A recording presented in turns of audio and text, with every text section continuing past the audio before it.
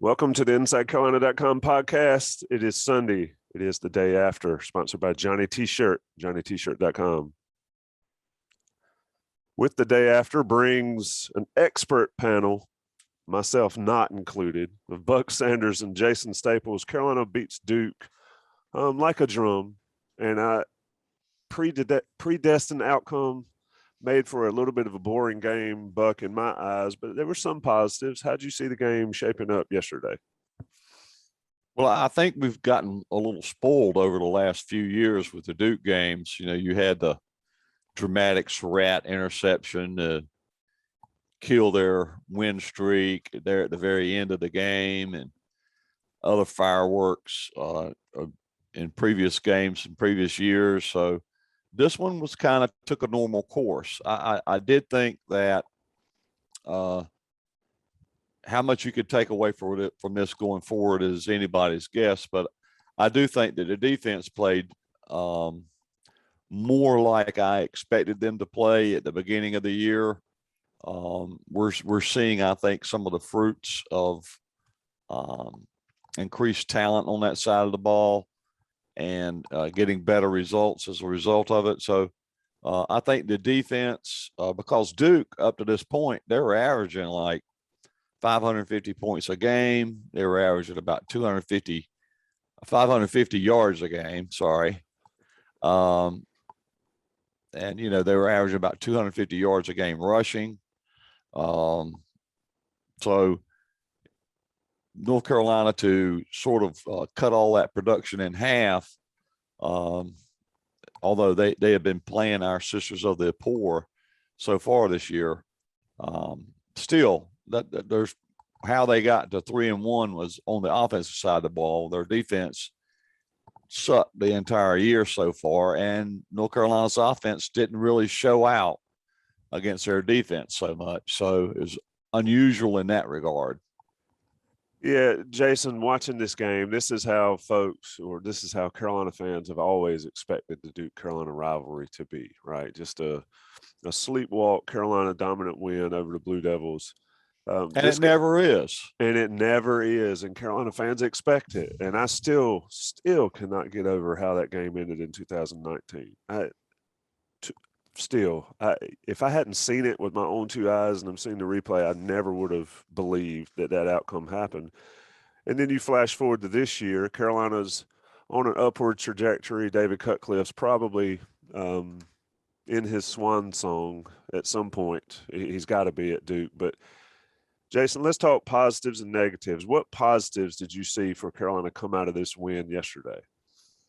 I think one thing was just watching them sort of figure some things out on the fly. I mean, I thought early on they didn't play the run all that well. They had a few misfits early on against some things that Duke does in the running game and gave up some big plays, but they also typically ran those plays down where you could see some of the athleticism.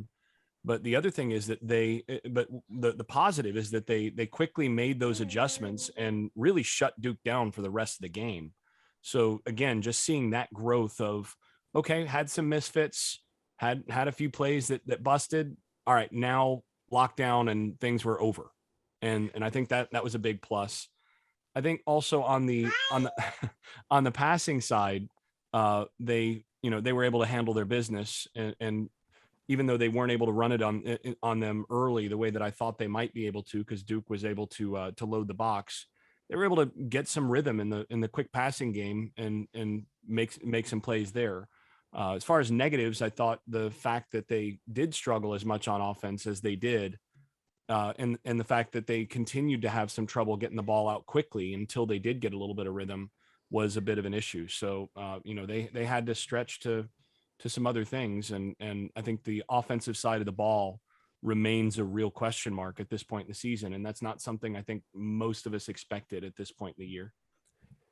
Yeah, I agree with that, Buck. A couple things that I did like on it. First, Josh Downs is ridiculous. I mean, we can either never have to talk about him again on this podcast because it's just he's going to do Tommy, let me break in for a second. I remember, well, I think it might have been like our season preview of this podcast, and we were talking about all this.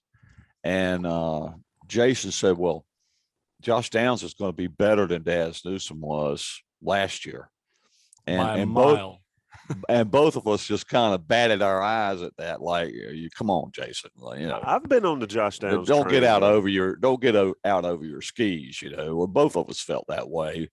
This is before any games were played, but some of the plays that he's made so far this year are just ridiculous. That catch and run for the touchdown there. I mean, he barely gets the ball. He flips around to make the catch somehow, and he's still like 10 yards. I mean, there's probably 7 or 8 Duke defenders between him and the end zone. And he just runs around and through them all to get there. Some of that kind of stuff is just, I don't think I've ever seen a receiver be able to do that at North Carolina before, any of them, really, be honest. I agree with that statement there. I mean, he catches that ball, he's going toward the sideline, he can just step out of bounds and you get a nice, 20-yard gain, and he flips his hips and nobody touches him and as he weaves through. And that's the thing. It's just like every single game he has a wow factor. The wow factor here today or yesterday was that he dropped a couple balls, which he doesn't usually do. And it's just he's special talent. And I had 1250 over 1250 in the preseason. I will move all the chips in on that. Over He's going to get that in a regular season. Yeah, I mean he is, and a couple shows ago on the Beat Live, I pushed it up to 1,500. I mean he's just a special. He's going to spoil a lot of people, right? A lot of Carolina fans, when Josh Downs moves on, are going to realize, I think, at that point how good this guy is. But the one play in the passing game, Buck, that I really liked, and I cannot believe we haven't seen more of it, was the Ty Chandler wheel route and the touchdown. I mean that's absolutely. something.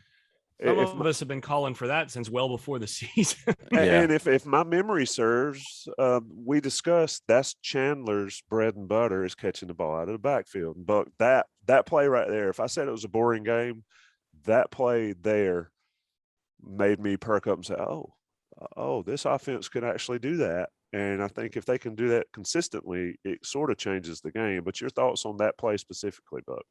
A lot of things came together on that play. In fact, it's probably the best down that the entire offensive line had for the game. The offensive line played that snap perfectly. So there's that. And then he had the tight end, I think Morales, out in front of him blocking it. And so it was almost like unstoppable from the get-go. I think a couple of the offensive linemen may have also actually gotten pancake blocks on that play. So it was their best snap. You had the tight end out in front, and really it was just an easy, throw and catch to Ty Chandler, and he's gone 75 yards, and he's got hardly even touched the whole way. So yeah, great play there and great execution. We've been talking about execution all year, but they executed that play perfectly. The entire offense did. And who threw the little get in the way block to make sure the Duke guy had no shot? But number 11, Josh Downs. Jason, the running game still. I mean, Sam Howell got beat up a little bit. I'm looking at the stat sheet. He had 36 yards of loss rushing. So, of course, that goes into Carolina's rushing stats, but 135 yards total, 3.6. That's just – Carolina's got to figure this out. What did you see and what could be coming for some breakdowns this week from you on this rushing attack? Because 135 a game is not going to get it the way this schedule ramps up here in the next few weeks. First of all, before we go, I do want to give more credit also to some folks on that long Josh Downs touchdown, which was ridiculous. But look at the downfield blocking. I think you had Garrett Walston make a big block there, and I think it was Antoine Green that made another big block there that made it look easy. But Downs, by the way, just making guys look like he's playing with the JV team. I mean, it's just crazy on that. But yeah, when we go to the running game, it's frustrating to watch because you're just there. There's not, a healthy running game has a lot of it, running game in general has a lot of moving parts. You have to have multiple players doing their job all in sync, starting with the offensive line, then working to the running back, working in sync with his offensive line and also H backs and everybody else that's blocking, to get all of that to work as though it's a seamless whole.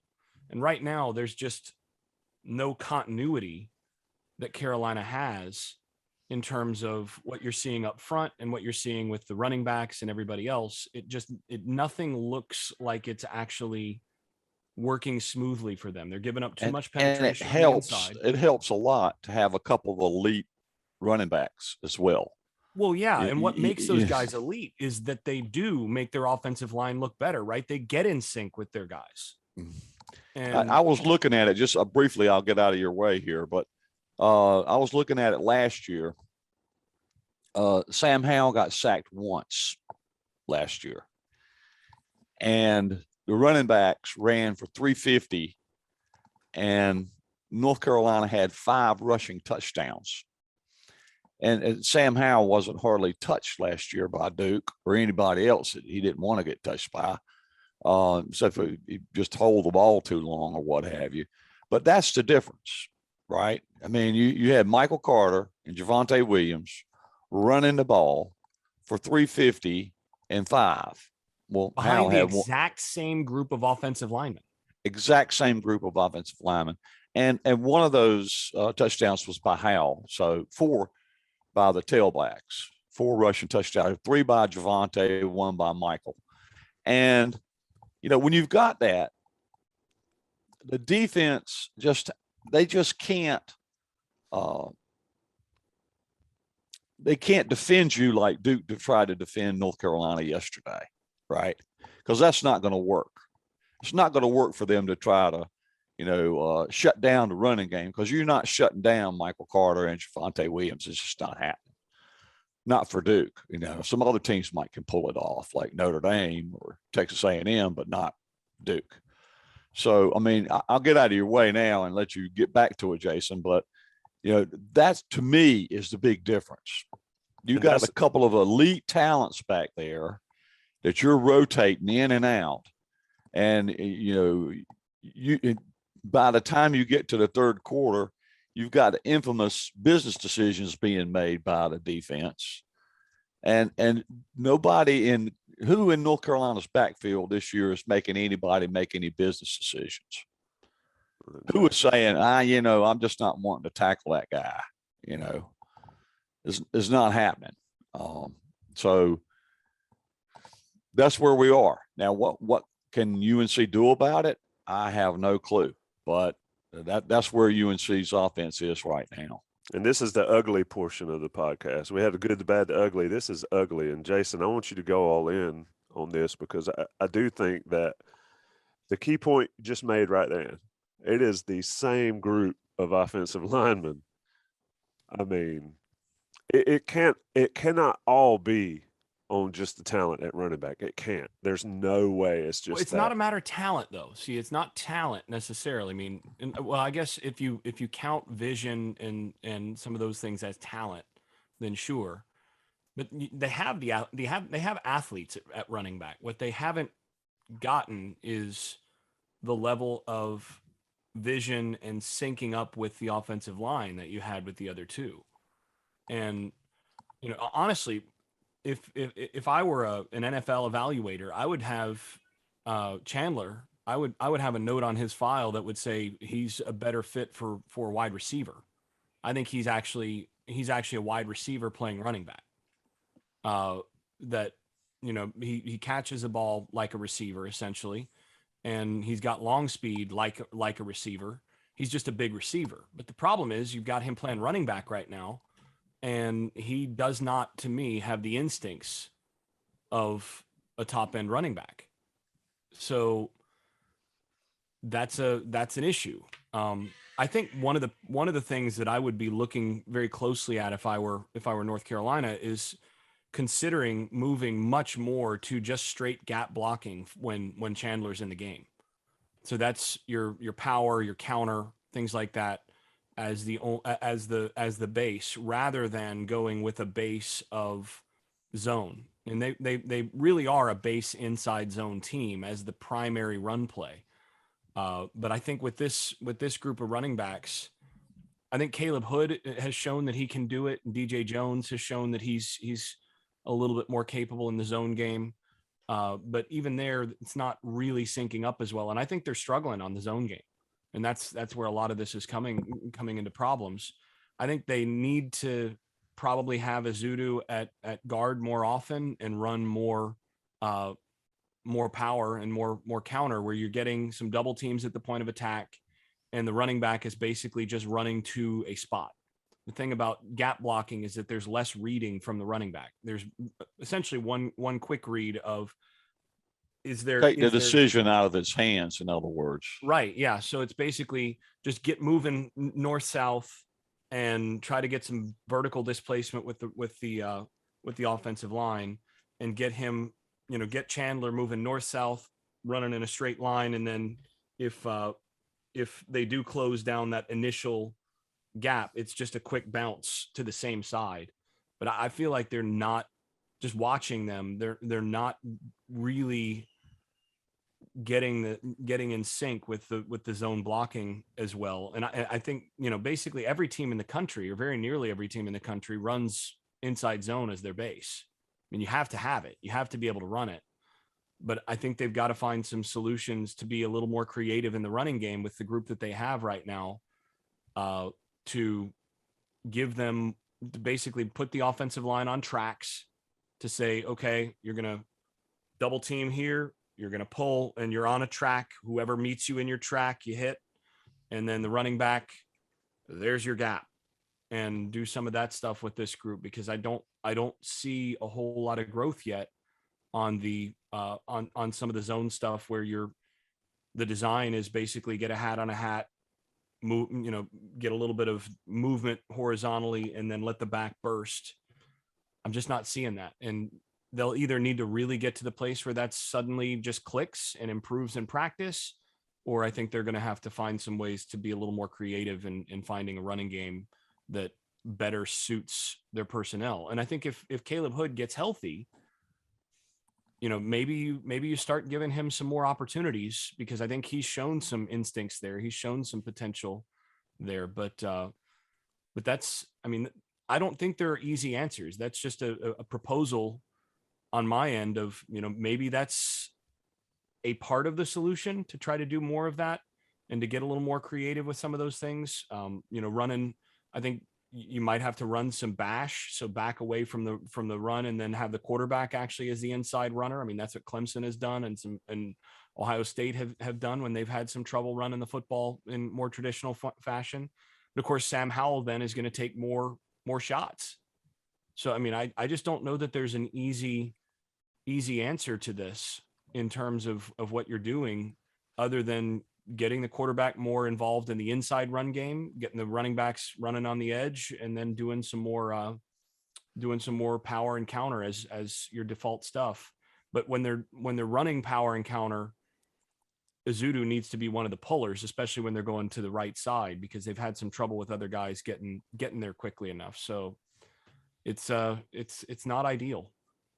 It is certainly something to watch, because, like I mentioned earlier, the schedule ramps up here in the coming weeks, and so they have to figure out. Let me take a short break. We'll come back and talk about defense a little bit. Carolina beats Duke. This is the Day After podcast, and of course, we're sponsored by Johnny T-Shirt, JohnnyT-Shirt.com. Saw a lot of Johnny T-Shirt gear in Chapel Hill this weekend.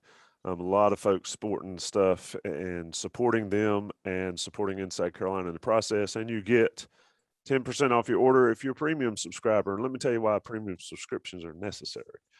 Film breakdowns by Jason Staples, Buck Sanders' Buck Stops Here column every day. All the recruiting stuff you could possibly ever want. Big day in recruiting in Chapel Hill yesterday or on Saturday. So you got a lot going on that makes the premium subscription worth it. And as a nugget, you get 10% off your order from Johnny T-Shirt. They look after us, look after them. Do it. now. Get online and order whatever you need for next week in Chapel Hill. Day after, we'll take a short break. Let national guys pay the bills. We'll be right back here with Buck Sanders, Jason Staples. I am Tommy Ashley. All right, boys, we're back. It is the day after. Carolina 38, Duke 7. Save for a couple plays by Mateo Durant and the long 80-yard play. Buck, I thought the defense looked pretty good. Mack was really high on the defense in the post-game pressers. Let's sort of dig into it a little bit. Was the defense better, or is Duke just bad? And I'll be remiss if I don't mention Pittsburgh just mollywhopping Georgia Tech, a defense that gave Carolina all sorts of trouble. But anyway, I digress. Buck, Carolina's defense against Duke, was it good? Well, before I get to that, let me comment on the Pittsburgh situation. And I've had this conversation many, many times with a lot of different people, but quite often when you see that score like in the Pittsburgh versus Georgia Tech game,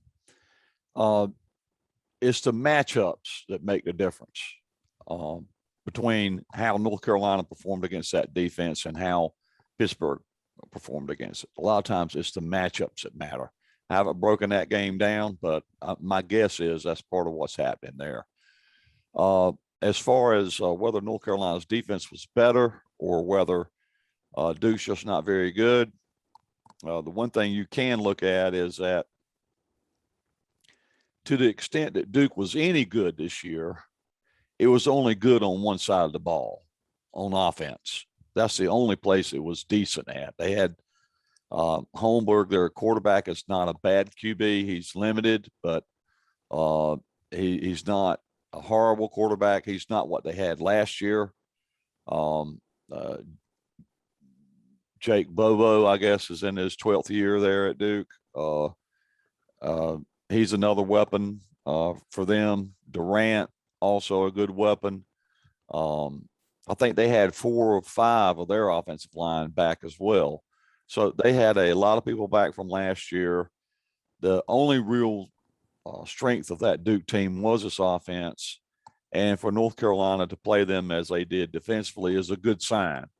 It doesn't mean that they're home free, but we saw some good things. Like I thought Cedric Gray at linebacker, his lateral quickness was a help to the defense.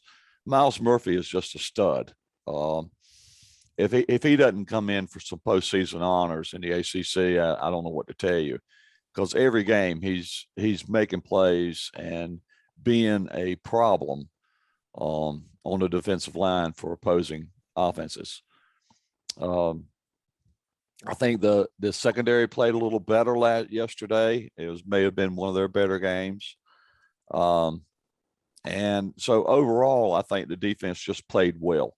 It's good to see some of the younger players, get some run. And I looked at the snap counts from a year ago against Duke, and I think they had 6 defensive linemen get some snaps, and I think a couple of those guys had less and had single digits out of that 6. And this year they had 9 guys get snaps on the defensive line. And I don't think anybody had more than like 31 or so on the defensive line.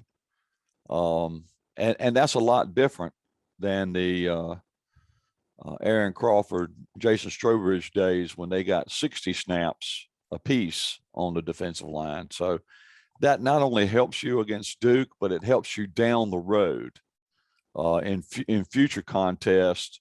They're not going to have as much wear on their tires when we get to the 8th and 9th and 10th games of this season.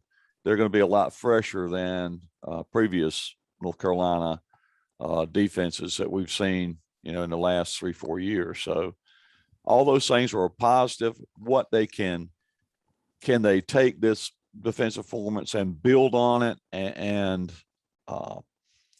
keep that same level of execution going forward? We'll see. With North Carolina too often it feels like one step forward, two steps back at times. So we'll just have to see if they could put one front and in front of the other going forward. Yeah, looking at the snap counts, Vahasek had 31. That's the most on the defensive line, which, like you said, that is not something that we're used to seeing. You had a scoop and score by Trey Morrison, which I thought was the big play. Maybe the game was over at that point. Jason, who flashed? A lot of guys out there. They got some young guys in, if not, but for a couple snaps, three snaps, Dilworth 3, Eccles 2, Bingley Jones 3, Pender 2. I thought Kevin Hester, he contributed to or caused the fumble that led to the scoop and score. There's some positives here, but like you mentioned earlier, there are also some things that out of the gate were not good. What's your take on overall there? Well, I mean, I thought Murphy was the one that flashed the most, but he's pretty much always in that position now, where he just flashes more than anybody else every game up front. Bless you. For those that are listening to this instead of watching it, I think he sneezed 3 times. I'm not sure if that's a jinx or not, but and he has a masterful use of the mute button. Yeah. I have exorcised the demons. This place is clean. So, so getting back to that, had a little tickle there.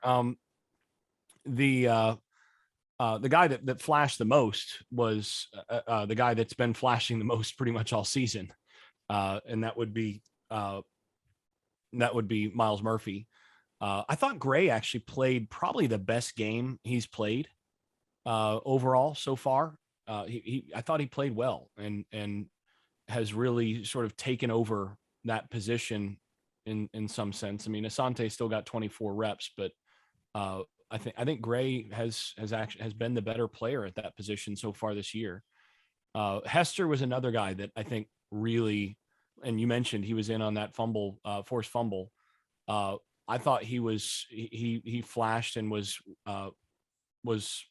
overall disruptive when he was in there. And I always have my eye on Ritzy when he's in there, just because I think he just continues to show potential and show the ability to cause problems. But he was a little quieter in this game. One other that I think deserves some notice is Biggers, who got a few pretty significant hits on. There was one. He had a couple special teams plays, but he had one play along the sideline where he took the ribs of the Duke receiver. And as a former receiver, I felt that and appreciated the contact, appreciated the violence that he brought to that. And it didn't look as bad as it was, I can tell you that. So he was a guy that that stood out to me as well. And actually one other one that I really should bring up right away. I should have put it first, but didn't come to mind immediately, is Cameron Kelly.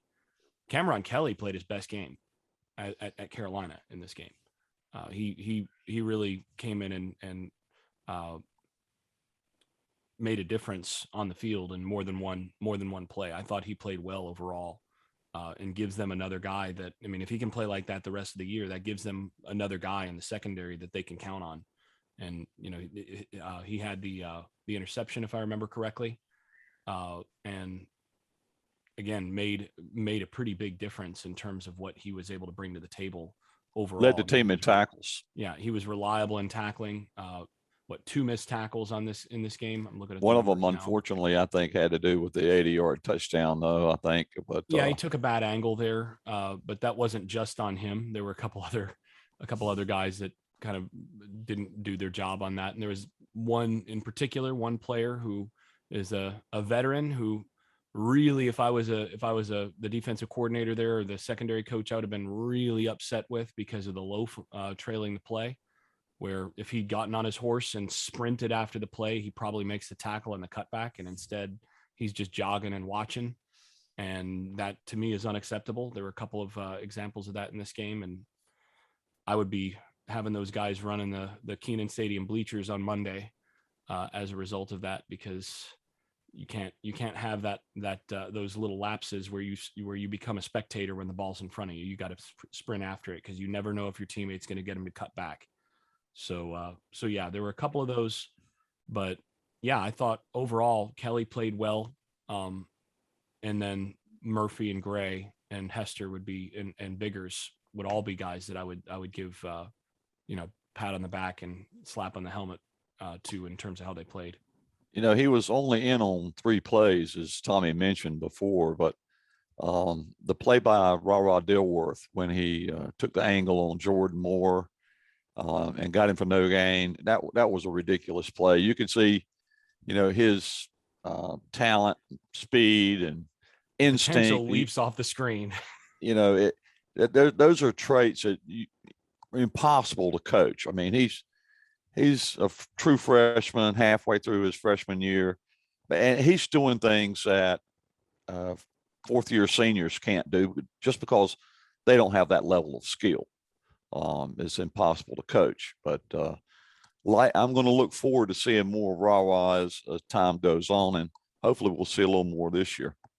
Yeah, I will say this was, I thought, one of Jeremiah Gemmel's worst games in the last couple of years. He struggled early. The couple long runs by Durant early in the game were on, as far as I could tell, were on Gemmel for being slightly out of his gap, and you just can't have that from your defensive leader. He struggled a little bit in this game. I enjoy seeing team leaders and tackles like with 6 or 7 instead of like 15 like we used to have to watch with Dexter Reed and guys like that back there. It just tells me there's more guys getting to the ball. And even though it's Duke, and even though there's issues, that certainly the potential flashes there. Let's wrap this one up. We don't need to really talk terribly long about Duke's win over North Carolina. Like we said, it is expected at this point with Mack Brown and Duke. I don't think we need to talk about Duke's win over North Carolina at all. Oh, period. Well, end of story. Yeah, it didn't happen. Rewind, delete, edit. Let's talk about the ACC though. And Buck, I'll let you get in on here. I mentioned Pitt's win over Georgia Tech. It cracks me up when I'm looking at the ACC division races. All right, Wake Forest 3-0, 5-0. Pitt 1-0, 4-1. They lead the divisions. The 2 Florida schools that were supposed to come into this conference and be a boon have been a drag. No offense, Jason, but Coastal Chaos, Coastal Chaos, Buck, is not just Coastal Chaos. It's Atlantic chaos, and quite frankly, it's national chaos with all these. It should have been more chaos, because Clemson should have lost last night. They got lucky. They are extremely lucky that Jerkovic didn't play for Boston College and is out, or they'd have gotten whipped yesterday. Well, not just that, but I mean, did you watch the end of that game? Yeah. Oh my gosh. I mean, Boston College is on the 12-yard line, first and 10 from the 12-yard line. 47 seconds to go, basically. Yeah, absolutely chewing through the Clemson defense that had no answers. And then they lose the game on a snap, on a bad snap that goes just a little wide of the quarterback to the left. Quarterback drops the snap and it rolls right to the Clemson defensive end. And you just go, you've got to be kidding me. Because the way that was looking, it looked inevitable that was going to be a last-second score from Boston College and Clemson was going to get beat at home. They should have lost that game. And honestly, I mean, Boston College outplayed them through most of that game. Clemson, it was a skin of their teeth deal. And oh my goodness, I mean, you talk about really throwing things into chaos. That would have done it. It's crazy. I did not see it. I'll have to check it out. But I saw that it should have been that way. But Buck, this is crazy. I mean, college football is absolutely insane this year. I think that is a big part of the frustration for the Carolina fan base, is like everything's ripe for the picking, except for Georgia and Alabama. And I know your thoughts on Georgia. But it's just wide open. Carolina hadn't been able to take advantage. But I'm not so sure that a lot of those goals still aren't pretty clearly in the picture. Buck, your take?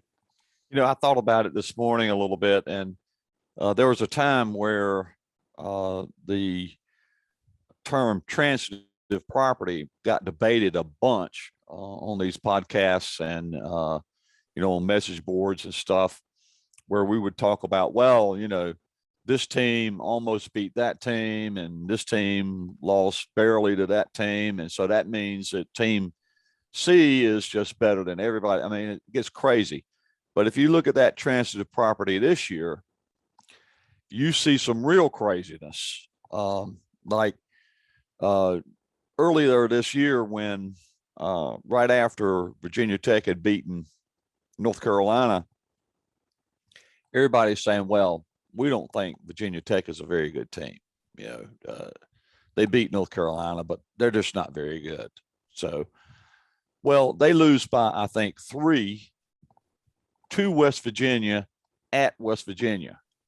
And everybody's saying, oh, that definitely means they're not very good because they lost to West Virginia. So there can't be a good team. Well, West Virginia lost by 3 points to Oklahoma at Oklahoma. And Oklahoma's undefeated, ranked 6th in the nation. And you go from team to team to team to team like that. Oregon's number 3, gets beat by Stanford.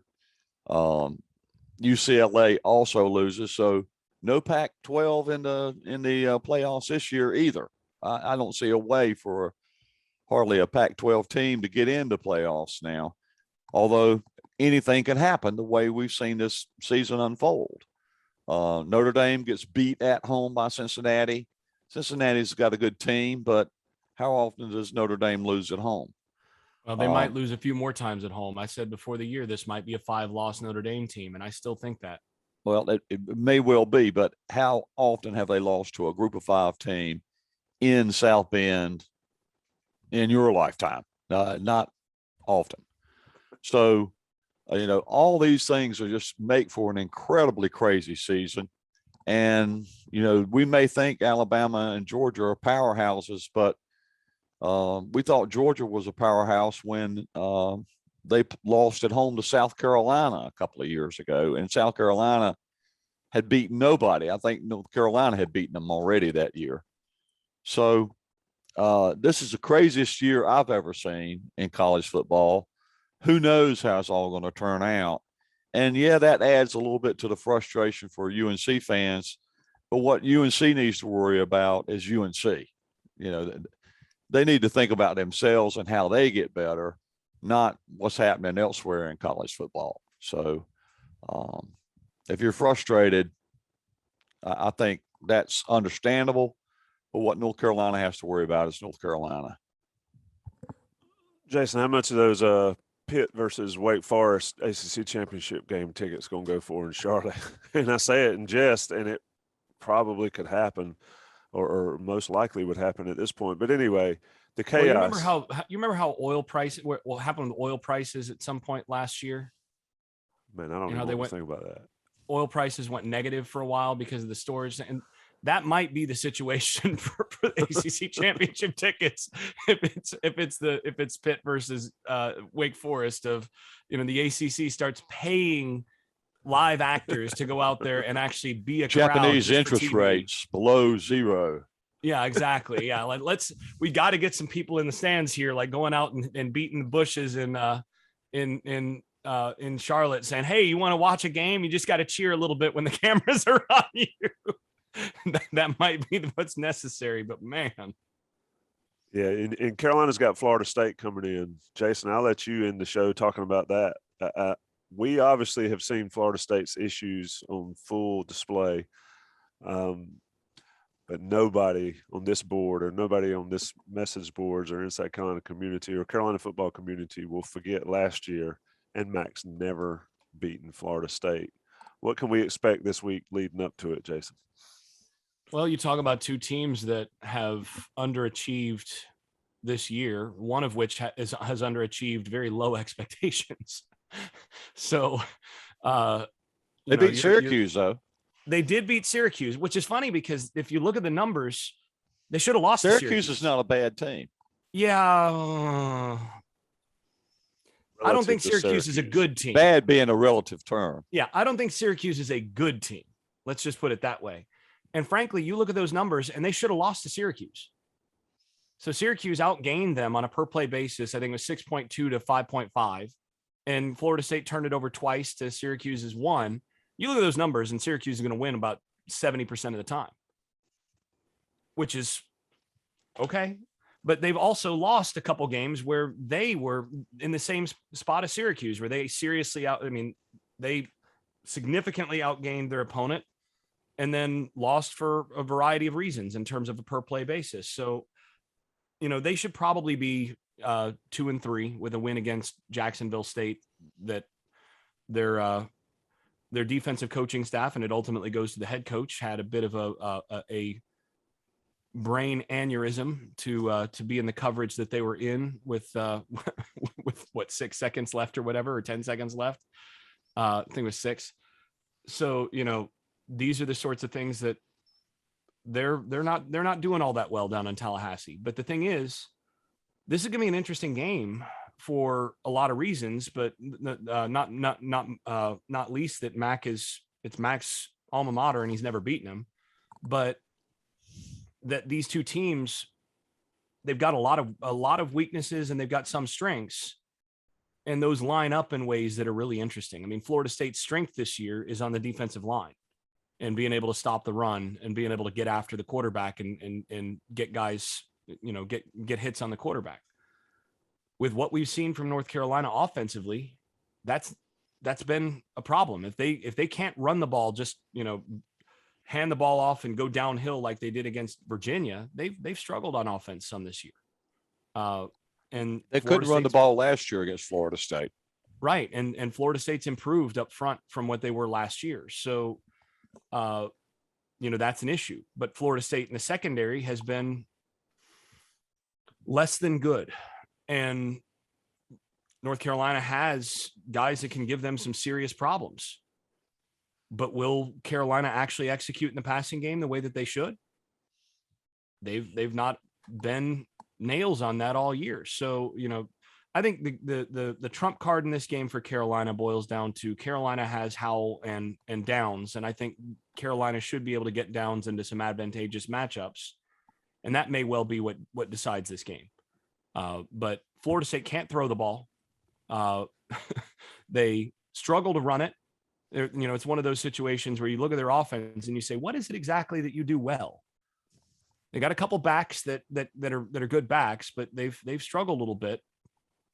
They should be the healthiest they've been on the offensive line coming into this game that they've been since the Notre Dame game. So that should give them some chance. But I think this is a game where probably the team that scores 28 points wins the game. I just don't know that there's going to be a ton of points in this game, given the way that these teams have gone. And I do think that if Mack doesn't win this one, I'm not sure when he's going to get that elusive win against Florida State, because this is not a Florida State team that should beat this North Carolina team. That sounds, I almost can hear the echoes from this same conversation this time last year. Carolina beats Duke 38-7, does what they're supposed to do to get a win, a lot to clean up. It's still at this point in the season that we didn't expect they would be needing to clean up. And Florida State comes to town 3:30 in Kenan Stadium next Saturday, or this coming Saturday. It's been the Day After podcast. It's always more fun when they win, boys. Buck Sanders, Jason Staples. I've been your host, Tommy Ashley. Johnny T-Shirts, our sponsor. Thanks, guys. Hey, both teams I covered actually won this week. You know how long it's been since that happened? Both teams I cover. Next week, hey, one of them's guaranteed to win. So you're on an impressive run, I must admit. On the flip side, one of them's guaranteed to lose. So yeah, but that's been happening anyway. Yeah. Guaranteed. Appreciate it, boys.